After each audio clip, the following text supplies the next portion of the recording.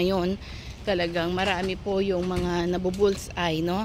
Ang target ng kaaway is i-bullseye niya ang mga leader, ang mga pastor, upang pag ito ang mga nahulog o napatibong, talagang buong kongregasyon, buong church ay malulungkot at bababa. Marami na po tayong nakita niyan, maraming balibalita at marami talagang nangyayari, no?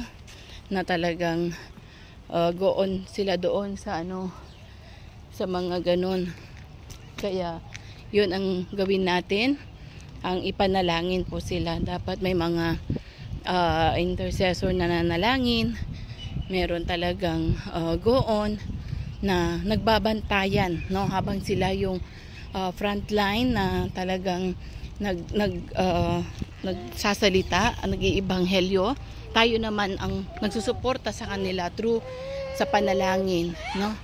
Kailangan natin silang ipanalangin upang ang Panginoon ang siyang gagalaw po sa kanila. So yan yung ating dapat na gawin.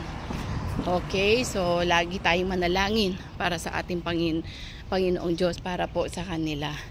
Talaga marami akong, siyempre marami yung temptation sa kanila, marami yung greed, or nahihirapan din po sila, pero they are going sa work ng Panginoon. Kaya nawa po tayo ay magbantayan sa bawat isa at lagi nating ipanalangin, dahil tao din sila na talagang nagkakasala, tao din sila kahit gusto nila na magbago, gusto nila na go on, pero laging nandyan. Pero kung ang isang pastor ay laging balot sa panalangin, balot ng mga intercessors, syempre siya po ay malakas, no? Nakita nyo po noon si Moises, di ba, noong siya ay naging leader, naglabas sa mga Jews, di ba, sa Egypt. Nakita nyo naman na talagang nung nandun sila sa mountain, and then nananalangin, pag tinaas ni Moises yung dalawang kamay niya, nananalo yung buong angkan niya.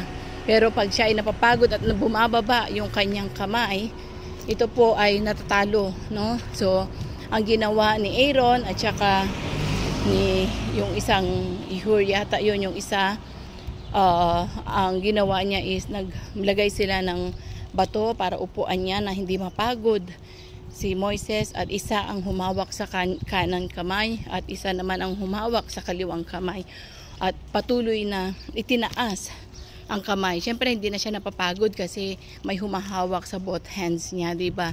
Hanggang nanalo po sila. Dapat ganun po ang gawin natin, na suportahan po natin yung ating mga kapastoran sa panalangin. Siyempre sa suporta, kung meron naman po tayong isusuport, di ba? Suportahan natin sila kasi yung frontline talaga na tinatawag ng ating Panginoon. So ganun din po yung gawin natin, na dapat more na go on. Huwag nating husgahan sila, especially yung mga nag-asala o patibong. And I believe na nandyan ang Panginoon na ibabalik po sila, no, sa gawain.